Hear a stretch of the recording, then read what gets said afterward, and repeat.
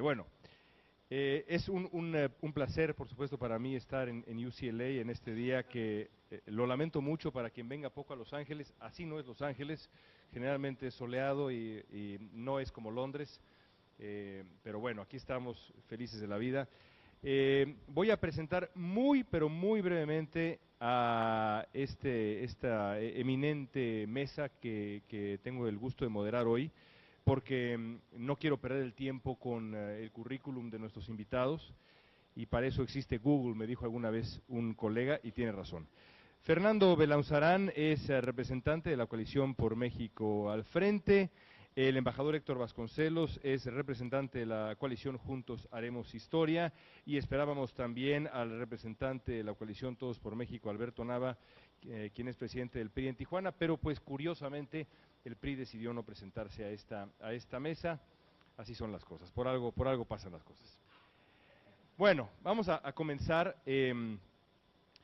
Yo he dedicado media vida a el estudio y sobre todo la narración, a ser testigo de la experiencia de la comunidad inmigrante en Estados Unidos. Llevo 7 años ya en Los Ángeles y desde el primer momento aprovechando la vocación muy peculiar, muy particular de Univisión en general, pero en específico en la gran ciudad de Los Ángeles, la segunda ciudad con más mexicanos del mundo, y lo mismo se puede decir de la comunidad salvadoreña y demás. En esta gran ciudad de Los Ángeles me he dedicado a contar la historia y a escuchar la historia y recontar esas historias de la comunidad inmigrante, y he aprendido muchísimas cosas.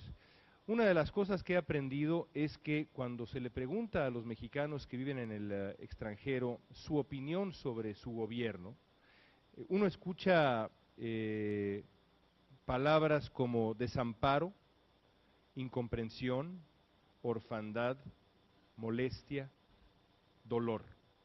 Lo cierto es que no hay un solo político en México, y a las pruebas me remito, no hay un solo político en México, ni ahora ni antes, que esté o haya estado a la altura, realmente a la altura, de las historias que hemos escuchado aquí el día de hoy, en este lugar, y que yo tengo el privilegio de escuchar todos los días en mi trabajo periodístico. Por eso es tan importante, primero que nada, el voto desde el extranjero en estas elecciones que serán cruciales para el futuro de México, y tan importante escuchar a dos de los representantes de las campañas presidenciales de nuestro país.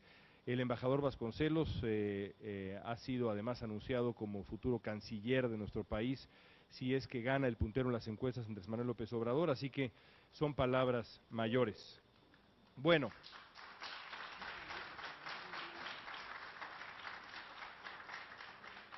les agradezco a ambos que estén con nosotros. Quiero comenzar con esto. Embajador, cuando Enrique Peña Nieto se reunió con Donald Trump en Los Pinos, usted tuiteó que se trataba de un gesto, y aquí empiezo la cita, de un servilismo que raya en la traición a la patria.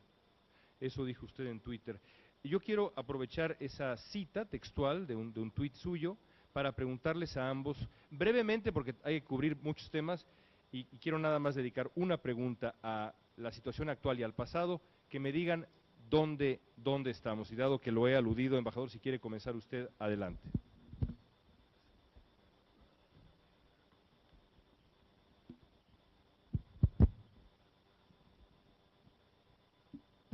Gracias, León. Qué gusto estar en una mesa contigo. Hace mucho tiempo que de toda la vida nos conocemos, pero no habíamos coincidido en el mismo foro. Eh, ya que aludes a ese tuit que puse, ¿cuándo fue? Yo creo que en junio, julio, no, agosto va a ser 2 años. En efecto, yo creo que se trató de una invitación sumamente desafortunada desde cualquier punto de vista.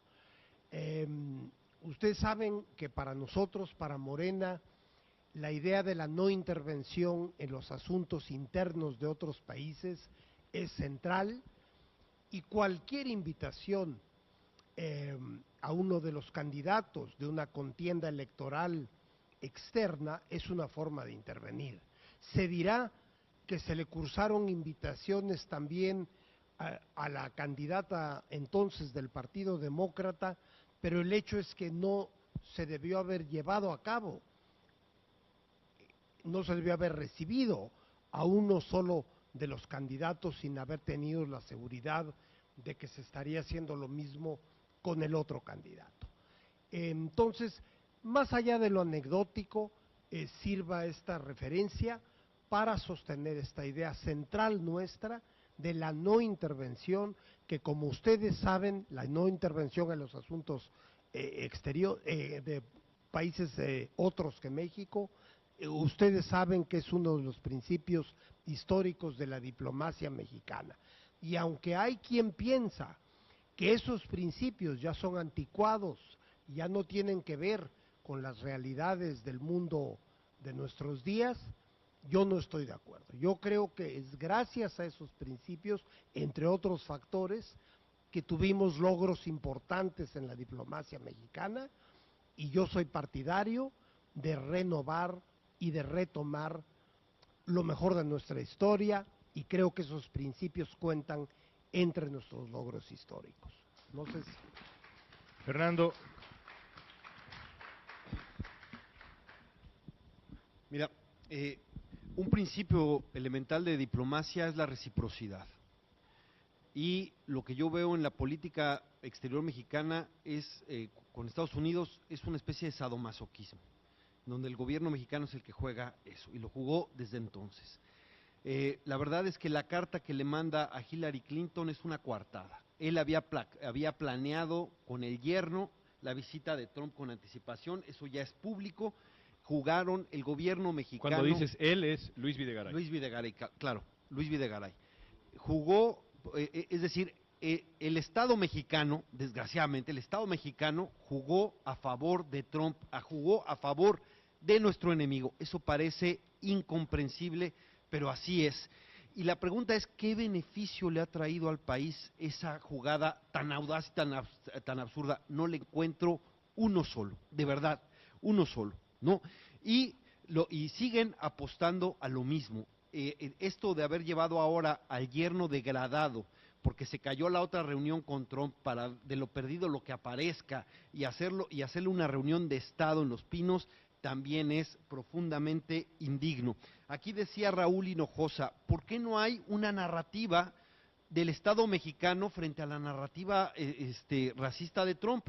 Habría muchísimos medios y muchísimas personas que replicarían aquí en Estados Unidos una narrativa del Estado mexicano en contra de esta, que es porque el muro, el problema no es quién lo pague, por supuesto no hay que dar un quinto por ese muro, el problema es que en sí mismo el muro es un acto de hostilidad contra México, es un símbolo del discurso racista, antiinmigrante y antimexicano, y por eso es inaceptable el muro en sí mismo.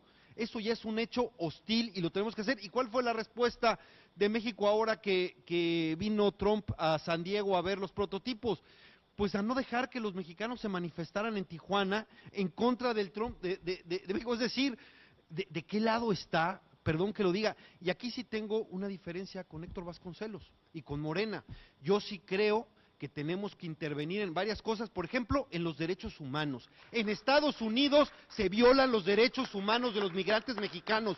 Entonces, que me perdone Trump, yo no le voy a respetar que la determinación de su pueblo acá, aquí tiene que respetar los derechos humanos de los migrantes mexicanos. Y eso también, y ese principio de derechos humanos tenemos que hacerlo en general, porque además, imagínense, escuchamos aquí a Jorge y a Frida hablar de los Dreamers, y díganme si no es un tema de derechos humanos en primer orden. ¿Por qué? Porque la verdad es que ellos no están amenazados de ser deportados, ellos no pueden ser deportados porque su patria es esta. Ellos serían desterrados, serían expatriados.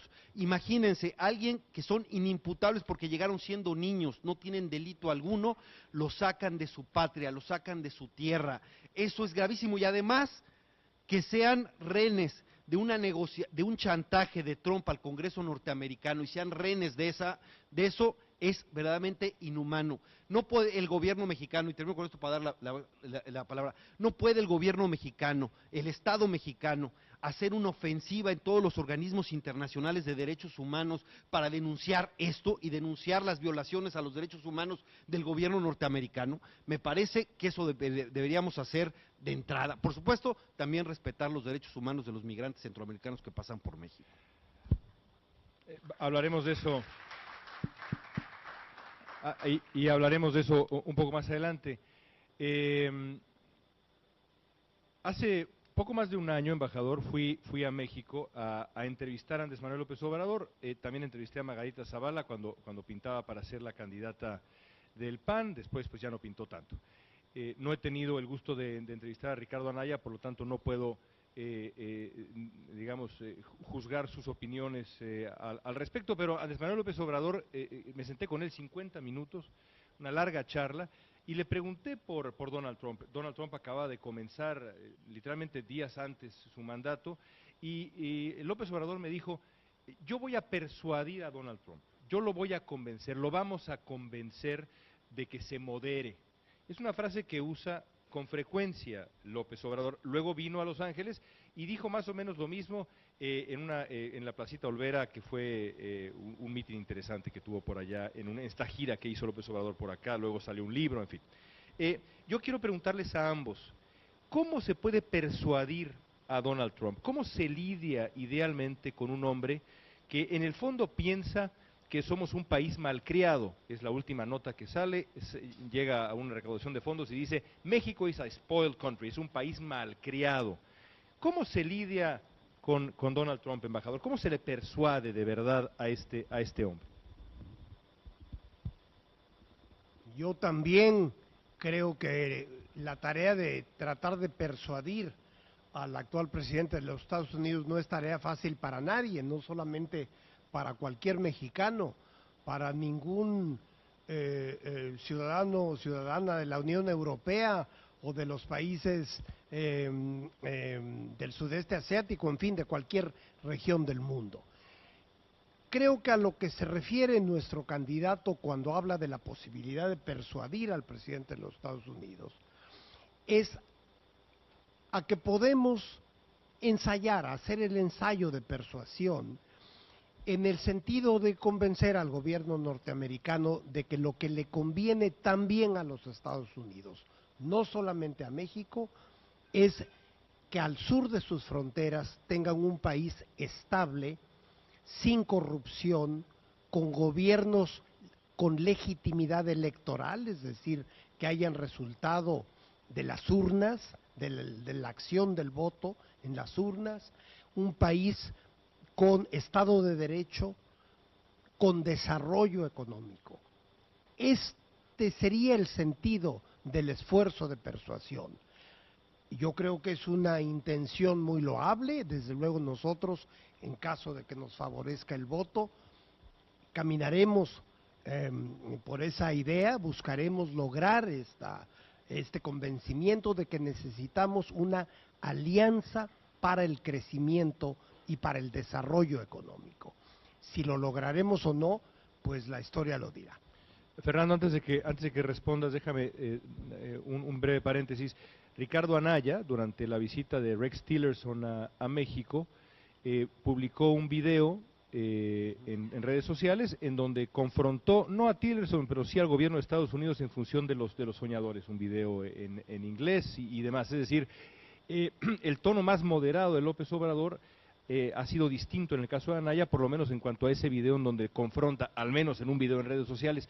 ¿Tú cómo imaginas, en el caso de que Ricardo Anaya gane las elecciones, la relación específicamente con este hombre, este chivo en cristalería que vive en la Casa Blanca? Sí, mira, yo lo que dices, el debate público es importante.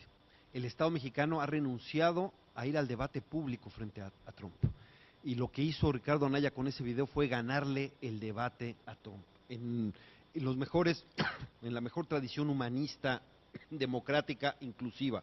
Eso es importante porque además hay muchos polos de resonancia en Estados Unidos que se sentirían identificados con un discurso distinto al de Trump, enfrentar a Trump. Ahora, Trump va a cambiar de ninguna manera, ¿Por qué? Porque lo que le da políticamente es su discurso antimexicano, antimigrante, xenófobo, racista. Eso es lo que le da a él políticamente. Ese está comprometido con ese discurso. Él no va a cambiar y así va a ir a las elecciones de noviembre. Y si se reelige, esperemos que no, más bien, si intenta reelegirse, irá con ese discurso igual. Ese es el que le ha dado. ¿Qué es lo que podemos hacer frente a eso? Pues mira, él escribe en su libro de El arte de negociar que él busca intimidar al otro, ¿no? Pues creo que ha logrado intimidar al gobierno mexicano. Nada más hay que ver que después de que traen al yerno y luego Trump hace en Pensilvania, me parece fue, y se pitorrea de nuestro presidente y se burla de cómo le dijo, estás loco, ¿no?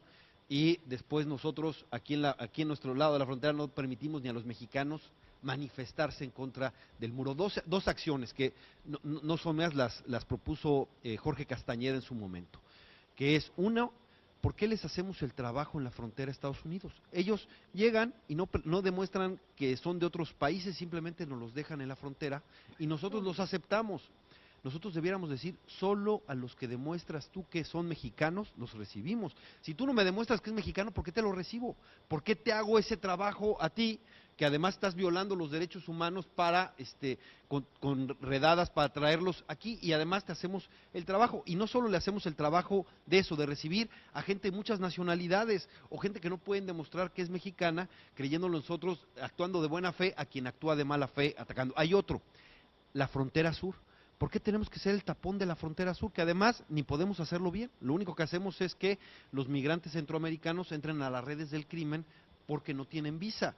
Y además eso ha sido gravísimo para los derechos humanos en México de los migrantes. Entonces, yo diría, más que pensar que va a cambiar, lo que nosotros tendríamos que decir es, vamos a hacer una política recíproca, mínima como la que llegó a aplicarse en otros momentos con Lázaro Cárdenas, con otros, de reciprocidad frente a una política hostil. ¿Por qué nos da miedo calificar de hostil la política del Estado norteamericano frente a México, y frente a eso actuar, y no simplemente pues ver si el yerno le llega a moderarlo un poquito? Me parece que eso es absolutamente vergonzante, indigno, y no ha tenido ningún resultado. Déjame tomar lo que decías de Centroamérica y la frontera sur y demás para preguntarles a los dos.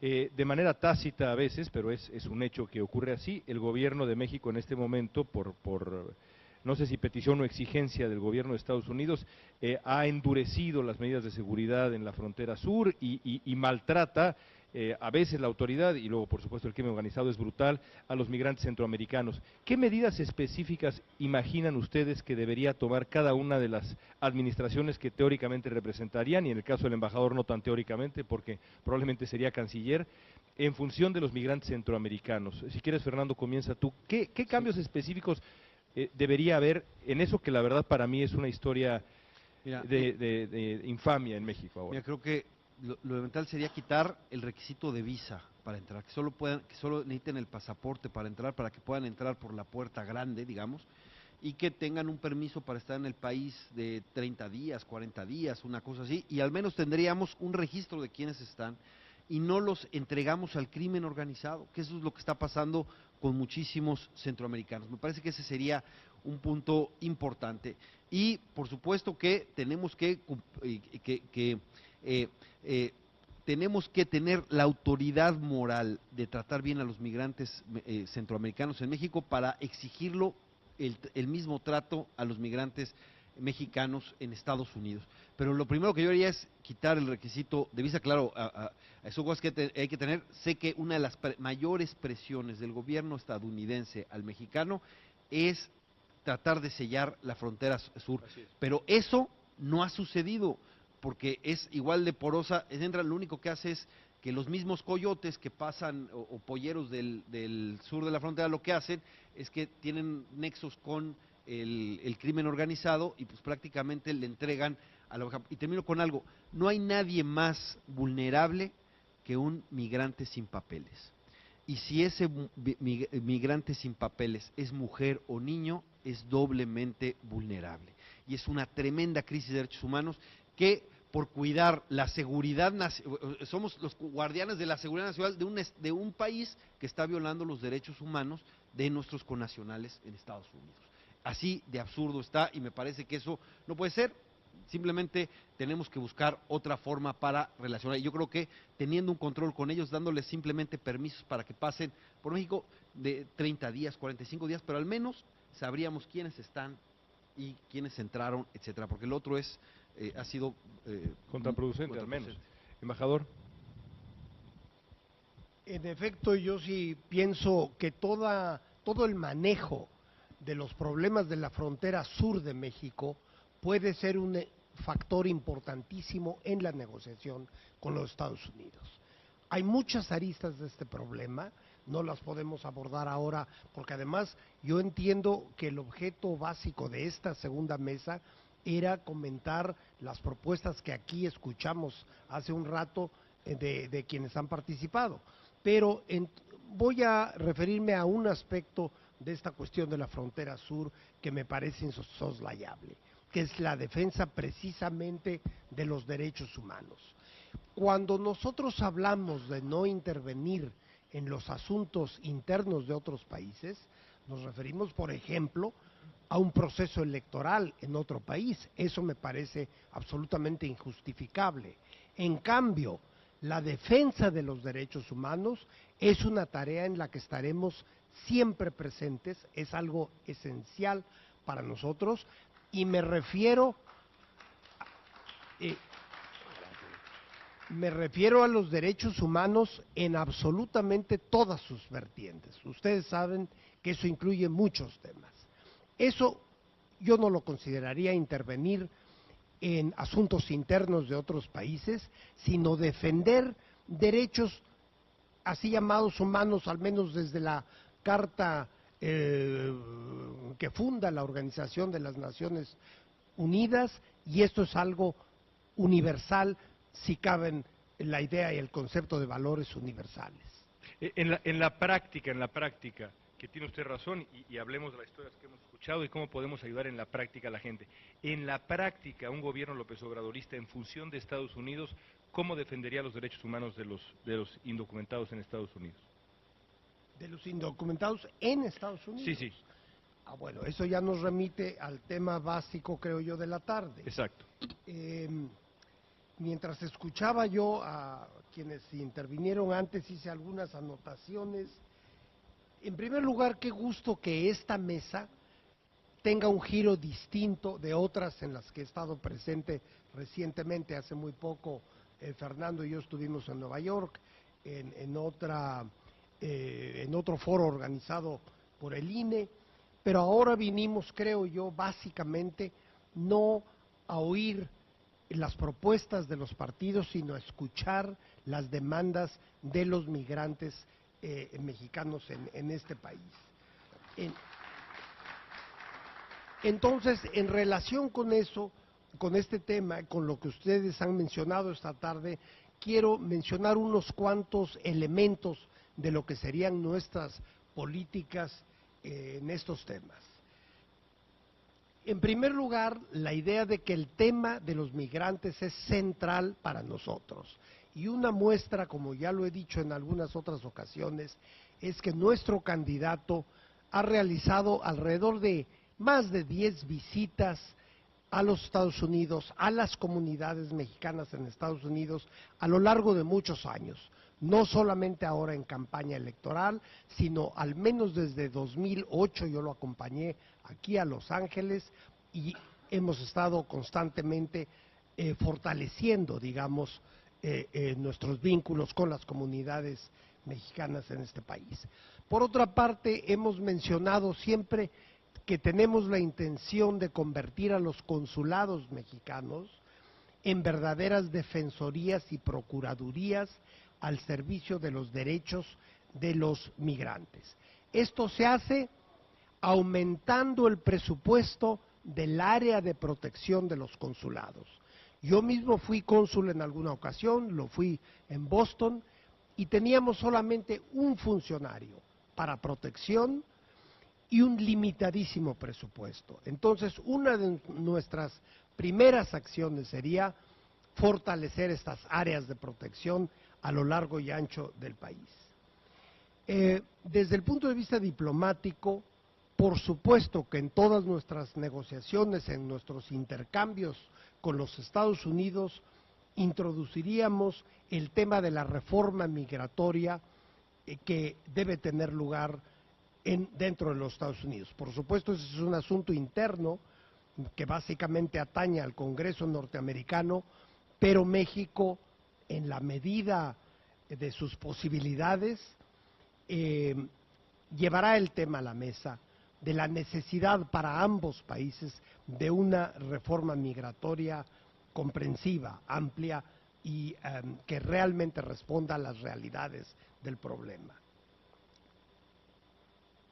Se ha hablado mucho esta tarde del voto de los mexicanos desde los Estados Unidos, y ahí también nosotros propondremos que se revise todo el método, toda la forma en que se está llevando a cabo este proceso, que evidentemente no está dando los resultados deseados. Aquí ya se mencionaron las cifras y son muy pocos, yo diría que escandalosamente pocos, los mexicanos que al día de hoy están en situación de votar en las próximas elecciones, de manera que procuraremos que todo el sistema y todo el método, todo el proceso se revise. Ahora, yendo a cosas de otro orden, quiero decirles que justamente todo el propósito de nuestra lucha, de nuestra propuesta electoral y de lo que hemos venido defendiendo por años, es crear en México las condiciones sociales que permitan que los mexicanos no tengan que salir a otros países en busca de mejores oportunidades. Todas las reformas económicas, gracias,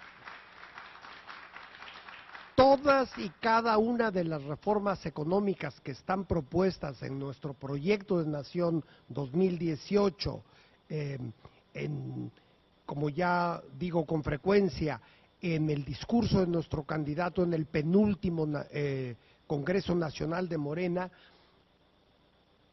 son maneras de contribuir a mejorar la economía mexicana, las condiciones laborales, de tal manera que la gente encuentre dentro de nuestras fronteras una manera de trabajar con salarios bien remunerados, con buenas remuneraciones y en mejores condiciones.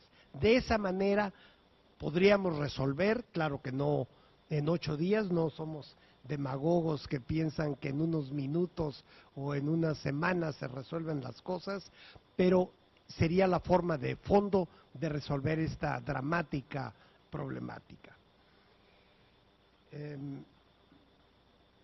Bueno, quizá más adelante dentro de estas intervenciones me referiré a 2 o 3 cuestiones más generales, pero relacionadas siempre con el tema de esta tarde. Fernando, el embajador Vasconcelos nos repasa la agenda de política exterior en función de Estados Unidos del futuro gobierno López Obradorista. Evidentemente me gustaría tu respuesta a las propuestas que hemos escuchado, pero dejo otra pregunta en la mesa para ambos. Uno de los debates, desde mi punto de vista, más interesantes de la diplomacia mexicana contemporánea en función de Estados Unidos es si hay o no que vincular en nuestra relación con Estados Unidos la defensa de los derechos humanos de los inmigrantes con la agenda de seguridad, con la agenda comercial, o dejar esos temas uno por acá, otro por acá y otro por acá, asunto que desde mi punto de vista conviene a los Estados Unidos más que a México.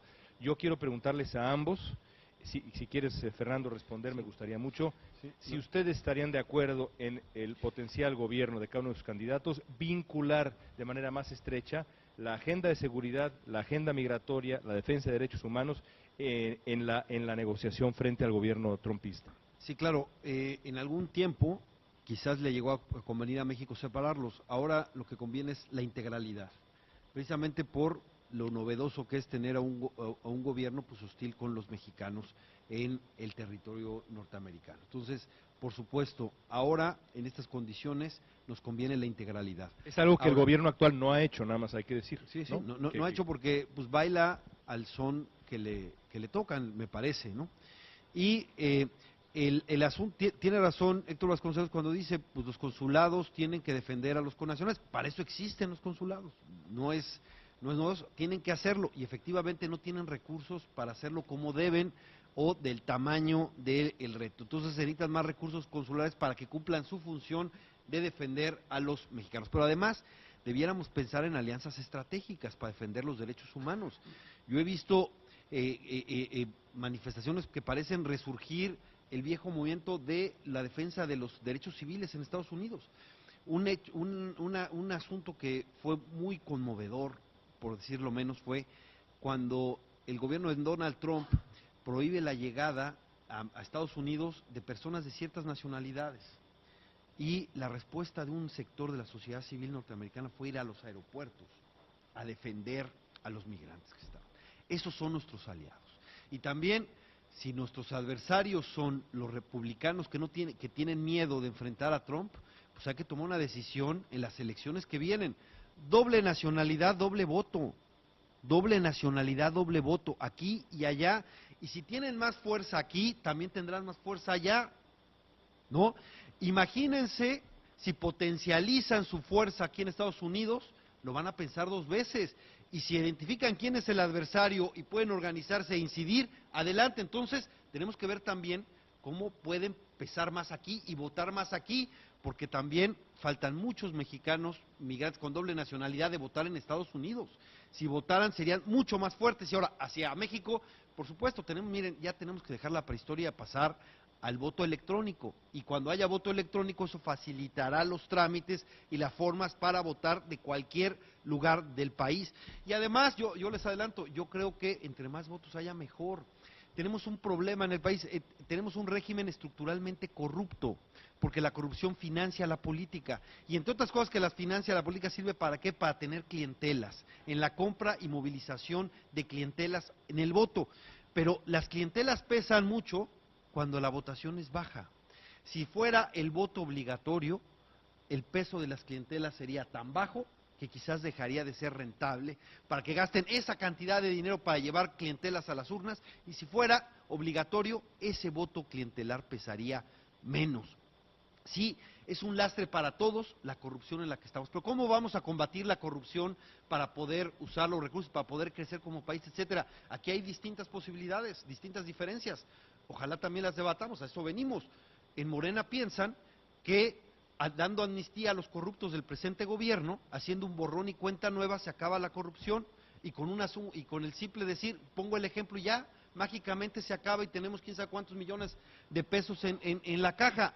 Eso es fantasioso y absurdo, ¿no? El problema es estructural. ¿Y cuándo vamos a acabar con la corrupción? Cuando haya consecuencias. El que la robe, que la pague. ¿Y cómo va a ser? Pues que no haya ningún intocable, así se trate del presidente de la República. Por eso, Ricardo Anaya acaba de decir, nosotros vamos a tener una fiscalía que sirva. ¿A qué me refiero con fiscalía que sirva? Hay más de 100 organizaciones civiles, creo que son más de 200 organizaciones civiles que han pedido los cambios al artículo 102 constitucional para que no sea simplemente el cambio de la PGR a la fiscalía, no sea un simple cambio de nombre, sino que funcione y sea realmente autónoma la fiscalía, y que esa fiscalía pueda investigar, y quien la debe la pague, porque no va a hacer lo que está sucediendo ahora.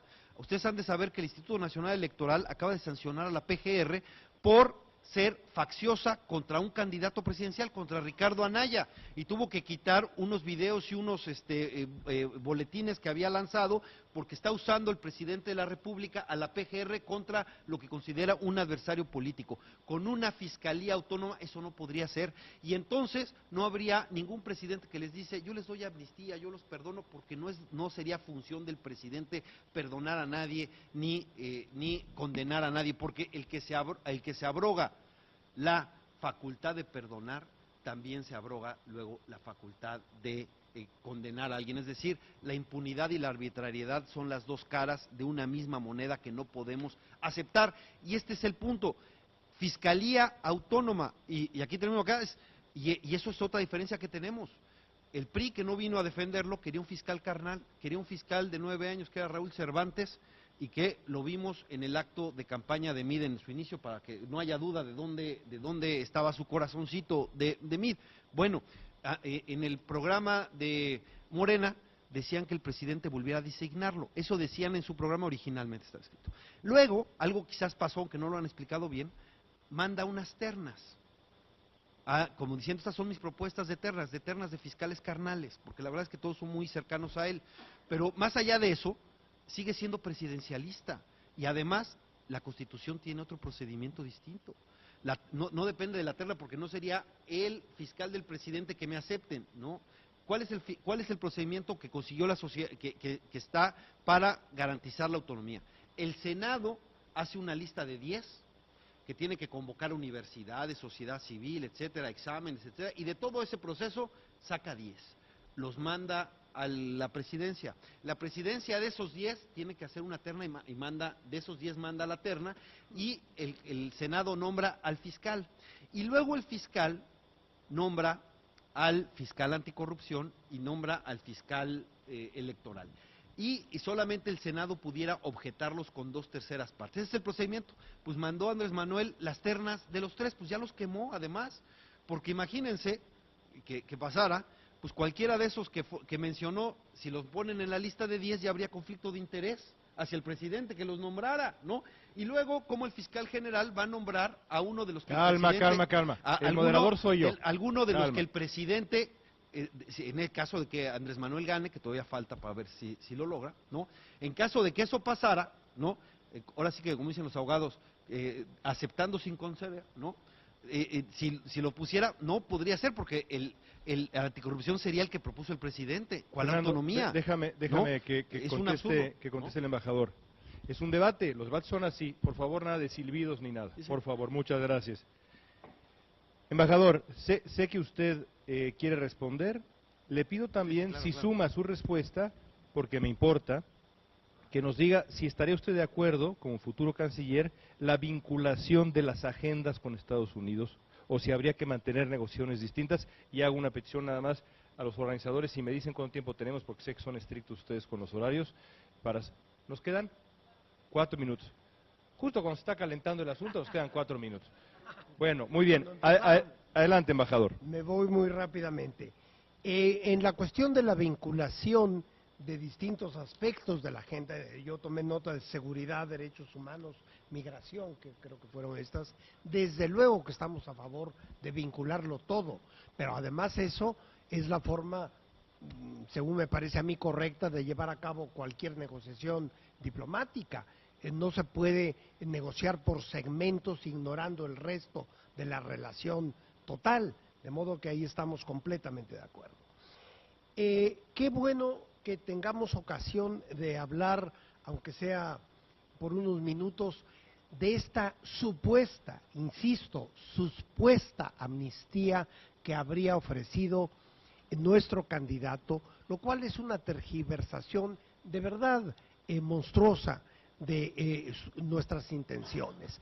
Una cosa es decir que no sería el eje principal de nuestro gobierno la persecución y la venganza con nuestros adversarios, y otra cosa es decir que vamos a perdonar, por así decir, a quien haya violado la ley.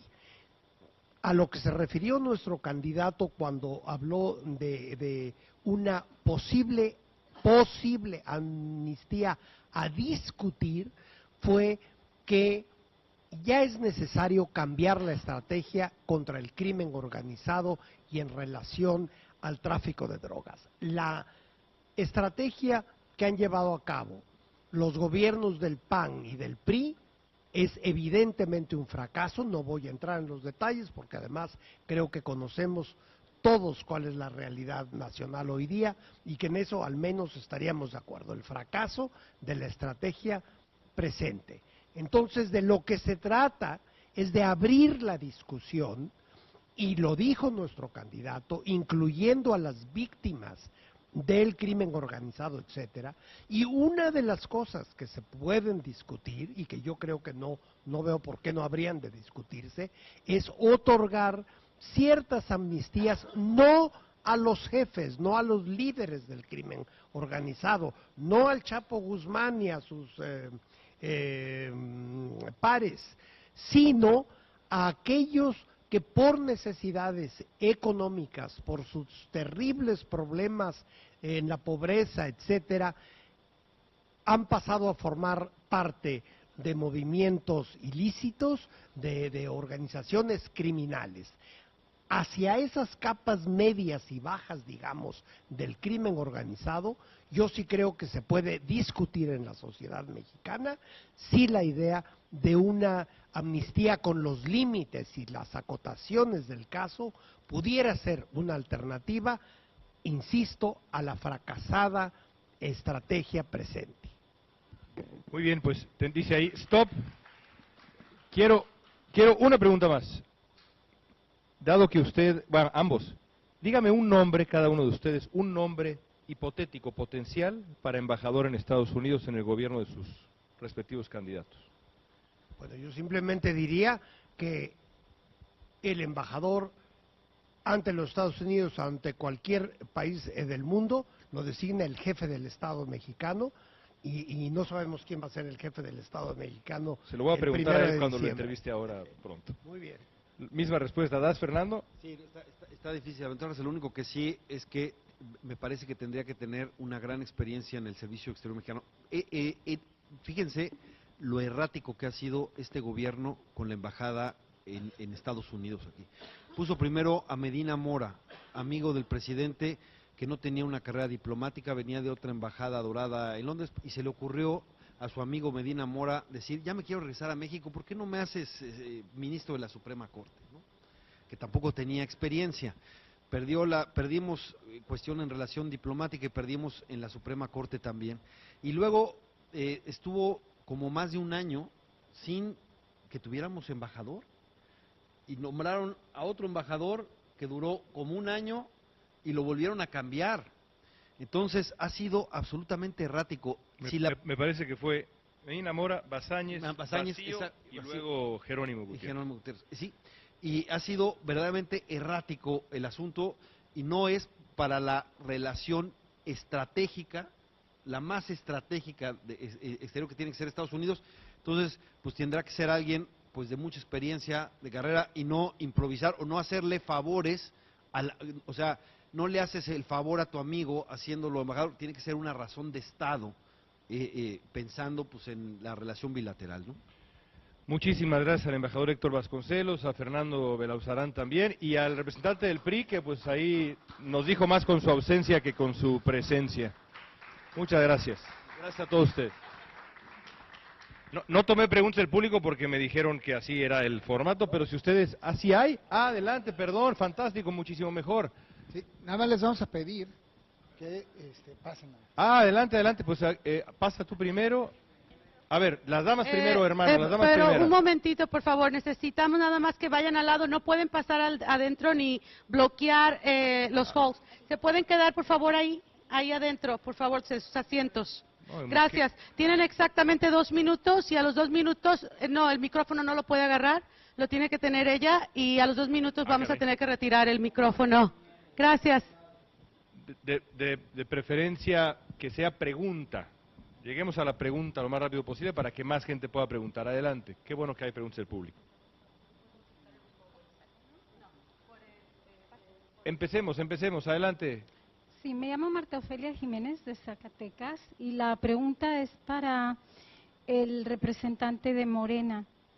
Acabo de leer la plataforma política de Morena y entiendo que quieren cambiar la Constitución de México como un plan a largo. Entonces, quiero saber cómo van ustedes a hacer eso, por qué lo quieren hacer y qué tipo de consultas van a tener para llegar a esa meta, y cómo van a incorporar a los migrantes del México de afuera para que sean parte de eso, e igual, qué derechos le van a adjudicar a los migrantes, cómo van a abogar por nosotros. Esa es la pregunta.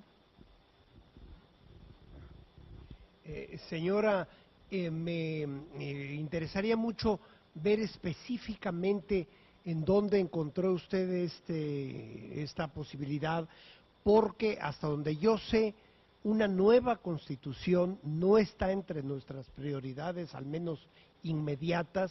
Nosotros creemos que el problema de México no es esencialmente legislativo. Creemos que si se observaran todas las leyes que tenemos, el país funcionaría infinitamente mejor.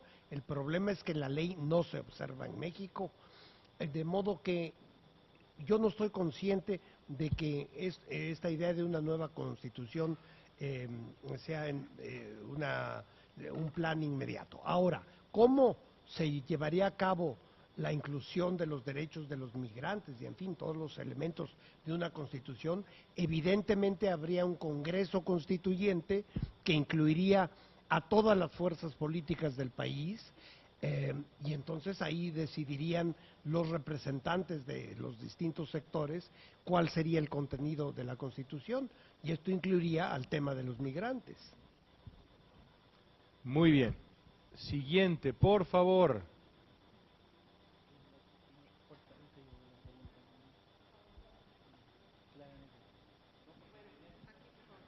A ver, micrófono. Échele. Okay.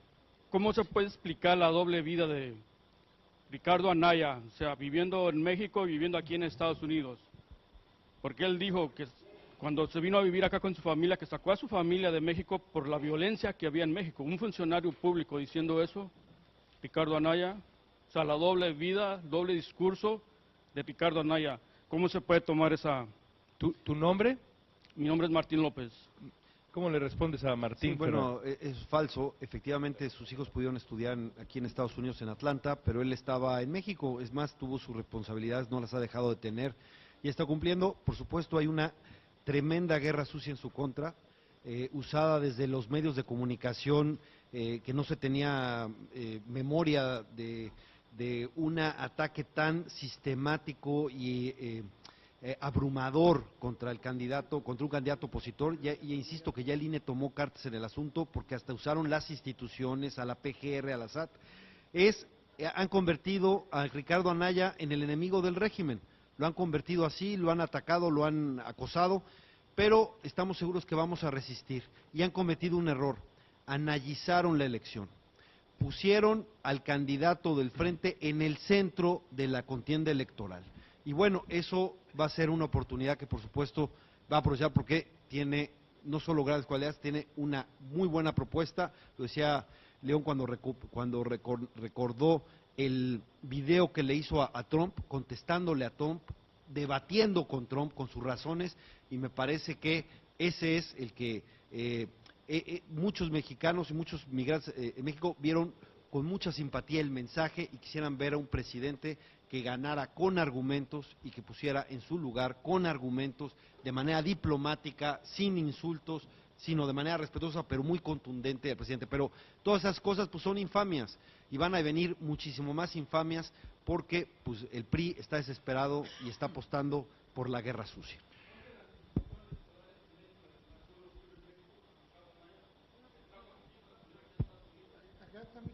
No tienen micrófono. Bueno, podemos mira, movernos a la segunda porque tenemos sí, solamente 5 preguntas. Me parece que tienes razón. Le damos la bienvenida. Alberto, ¿verdad? Alberto, llegaste casi literalmente corriendo, pero bueno, si alguien tiene una pregunta para el PRI, evidentemente que pues ya está aquí Alberto. A ver, entonces son 5 preguntas, dijiste, 5. Ok, tercera pregunta, pues no sé, quién tome el micrófono, adelante, yo ya no lo estoy repartiendo yo. Adelante, maestro, que se paró. Si no, tiene que estar sentado para eso. Una pregunta, porque ¿cómo voy a creerle? Sí, porque todos me dicen aquí que mi enemigo es Trump, por el discurso que tiene. Para empezar, el muro no lo comenzó Trump, lo comenzaron los Clinton, empezando de ahí. Segunda, ¿no creen que los verdaderos enemigos del mexicano son aquellos que pagan 50 centavos la hora? ¿No creen que los enemigos del mexicano son aquellos que vendieron los recursos de México, como el PRI, el PAN, la coalición, Anaya, que votaron por todas esas reformas estructurales que nos tienen muriendo de hambre y que perjudican la soberanía? ¿Cómo le podemos creer a un partido, con qué autoridad moral vienen a decirnos que nos van a representar cuando han vendido la soberanía del país y nos tienen aquí muriéndonos de hambre, siendo perseguidos? ¿Con qué calidad moral? Y es la pregunta para el señor Fernando. ¿Con qué calidad moral me viene a decir a mí un emigrante que veo que mi petróleo, que mis minas, que todo está vendido, que los mexicanos ganan 50 centavos la hora, que ustedes nos van a defender? Sí. Que ustedes que votaron por las reformas estructurales son una opción. Que Anaya, que se enarbolaba de haber pasado las reformas estructurales, es una persona de palabra que nos va a defender. Yo ya no me trago eso. ¿Cómo? ¿Cómo nos convence de que ustedes tienen la calidad moral si nos han traicionado? Es una pregunta para ti, Fernando, pero también evidentemente creo que vale la pena que la conteste Alberto. Sí, bueno, hay que discutir reforma por reforma, porque no todas las reformas son lo mismo y hay algunas que han funcionado muy bien. Yo les puedo decir, por ejemplo, la de telecomunicaciones constitucional, por ejemplo, fue extraordinaria y no se hubiera podido sacar de otra manera. La educativa en materia constitucional es extraordinaria, tan es así que ya incluso hasta Morena dice que no va a mover la Constitución, que solo quiere tocar la de la ley de profesionalización docente. Esa es la única que tienen que ven que se puede mover, pues es una ley secundaria, esa es hasta 50% más uno. Y es más, sobre la energética, pues es buen debate, porque Alfonso Romo, encargado y principalísimo personaje de Morena, acaba de decir que no se va a tocar la reforma energética, que están todos contentos. Tan es así que ustedes pueden ver en el periódico hoy a Paco Ignacio Taibo diciendo que no lo representa Alfonso Romo, etcétera, están en el debate, pero hay quienes están diciendo que la reforma energética sí se debe sostener, y pues es ni más ni menos que Alfonso Romo, que es prácticamente y además su consorte cada vez que viaja al extranjero, no tiene otro con el que se va. Entonces hay que discutir, y yo estoy dispuesto a verlo. Por ejemplo, en telecomunicaciones la ley constitucional fue extraordinaria, la ley secundaria fue contradictoria con la ley de la reforma constitucional, y eso pues quedó así establecido, y ha habido debates. En la reforma educativa creo que es correcto que haya meritocracia en México. No hay meritocracia en ningún caso en México. Y en la educación es tremendo. ¿Por qué? ¿Y por qué yo, que soy de izquierda, voy a defender que necesitamos una educación pública de calidad? Porque la educación pública es lo que nos iguala. Si no hay una educación pública de calidad, la persona de más bajos recursos no tiene posibilidades de ascender económicamente, está en una tremenda desventaja. La educación pública tiene que ser nuestra gran prioridad, y hay algunos que prefieren quedar bien con la clientela que quedar bien con el proyecto, que necesitamos una educación de calidad importante, y para eso dime cómo quieres que entren los que le enseñen a tus hijos, si por examen de oposición para que entren los mejores, o por cuota, o cómo quieres que sean los ascensos, si los ascensos son por decisión del líder, discrecional del líder, o que sea por los méritos. Claro, hay una crítica que tienen los maestros que yo la avalo: no hay meritocracia prácticamente nada en el país. Y si se la estamos exigiendo a los maestros, tenemos que llevar la meritocracia a otros ámbitos también, a todos, y por supuesto a los políticos, porque en México nadie rinde cuentas. Por eso es tan importante el Sistema Nacional de Anticorrupción, y yo esperaría que en algún momento Andrés Manuel se comprometiera con el Sistema Nacional Anticorrupción. ¿Cuál es el problema del Sistema Nacional Anticorrupción? Lo diseñó la sociedad civil, pero tiene un problema: la simulación por la captura de la complicidad de las instituciones. Pues tenemos que liberar a los vigilantes de los vigilados, pero eso es parte de otra discusión. Lo que yo les quiero decir es, discutamos una a una, y por supuesto que sí tenemos, no solo eso, estamos aquí dando la cara y la vamos a seguir dando, y creemos que tenemos que podemos construir un mejor país con acuerdos entre todos, porque ¿cómo va a conseguir si llega Andrés Manuel, o si llega Ricardo, o si llega José Antonio, que está más difícil, ¿verdad? Pero en cualquier caso, ¿cómo van a necesitar? Pues tiene que construir mayorías. ¿Y cómo construyes mayorías? Pues con los otros partidos, porque tú por sí mismo no tienes la mayoría suficiente en la Cámara. Entonces, Fernando, llegar a acuerdos es necesario para cualquier democracia. Bueno, a ver, dado que queremos escuchar más personas del público, Alberto, Bautizo de Fuego defiende las reformas, o respóndele al señor, y después escucharemos al embajador, que también tiene algo que decir.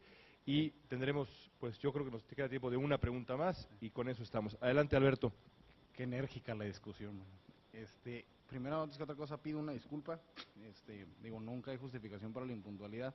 No sabía yo que en Los Ángeles a esta hora del día el tráfico se vuelve más imposible que en Paseo de la Reforma cuando hay manifestaciones de Morena. Pero bueno, la verdad de las cosas es que primero decirles, escuchaba hace un momento, ¿sí me escuchan? ¿Sí me escuchan? Bueno, Escuchaba hace un momento el tema de las reformas y me parece importante, y aquí yo hago una autocrítica para el partido en que orgullosamente milito y que orgullosamente presido en la ciudad de Tijuana, su casa. Me parece que sí es un ejercicio importante al momento del ascenso del presidente Peña Nieto, y que fue un tema que yo le hago el reconocimiento a PAN y PRD, que acompañaron al gobierno a poder posicionar una estrategia de conformación de acuerdos políticos a través del Pacto por México. Pero quizá a nosotros como partido político nos ha faltado tener una mejor comunicación con la militancia y también con la sociedad, y decirle a la gente que si hicimos una reforma en materia energética fue para permitirle a la iniciativa privada que participara y acompañara al gobierno a asumir el riesgo de poder perforar o de buscar que la tecnología incentivara los proyectos de nuevos pozos petrolíferos en aguas profundas.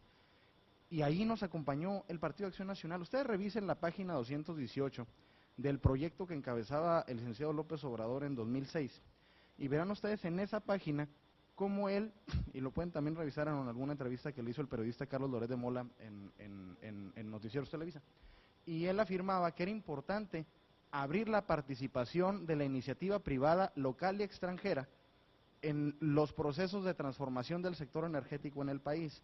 ¿Qué pasó? ¿Qué pasó de ahí en adelante? Si me permite nomás terminar.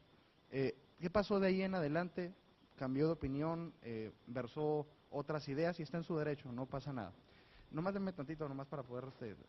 Pero también nos falta decirle a la gente que si hicimos una reforma en materia de telecomunicaciones fue para que a los mexicanos lo sientan en el bolsillo. Hoy no cuestan las llamadas de larga distancia lo mismo que costaban antes, y lo pueden revisar en su recibo telefónico. Nos faltó decirle a la gente que si hicimos una reforma en materia educativa fue para permitir elevar la calidad de la enseñanza, porque nunca en este país... Me permite, yo no los interrumpí.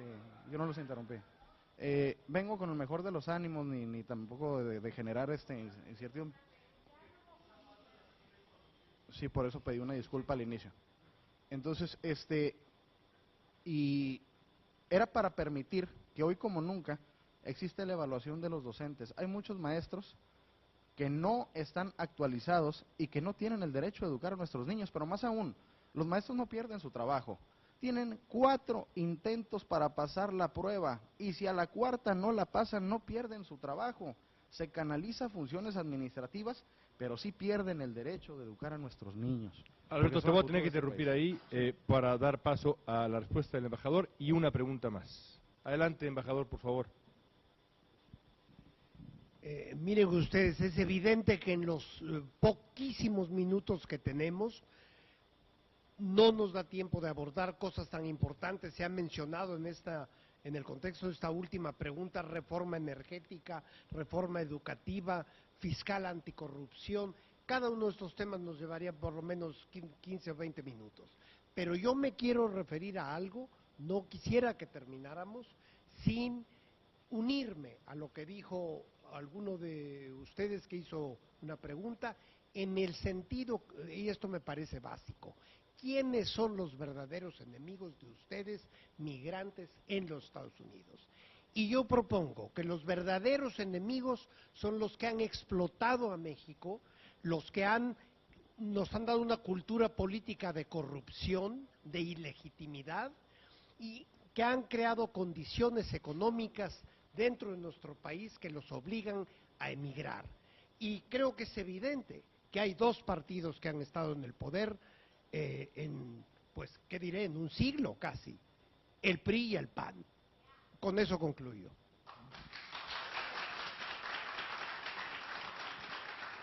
Bueno, pues uno como moderador atiende las peticiones y las reglas de los organizadores. Hasta ahí ya no hay más tiempo, lo lamento muchísimo.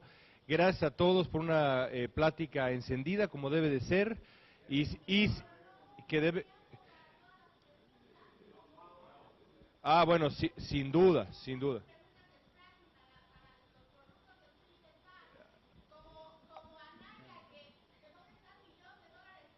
Sí, yo le agradezco mucho, y créame que señora, por favor, gracias, respeto. Señora, gracias, muy amable. Así es la democracia, me encanta que haya este espíritu. Voten, desde el extranjero, voten. Y los señores, yo estoy seguro que los señores no se van corriendo, así que si usted quiere con ese ímpetu y esa valentía acercarse con Alberto, con Fernando o con el embajador, estoy seguro que estarán encantados. Muchas gracias. Les pedimos a los representantes de los partidos que nos esperen un poquito para el cierre de esta mesa y queremos agradecerle a su participación en este evento.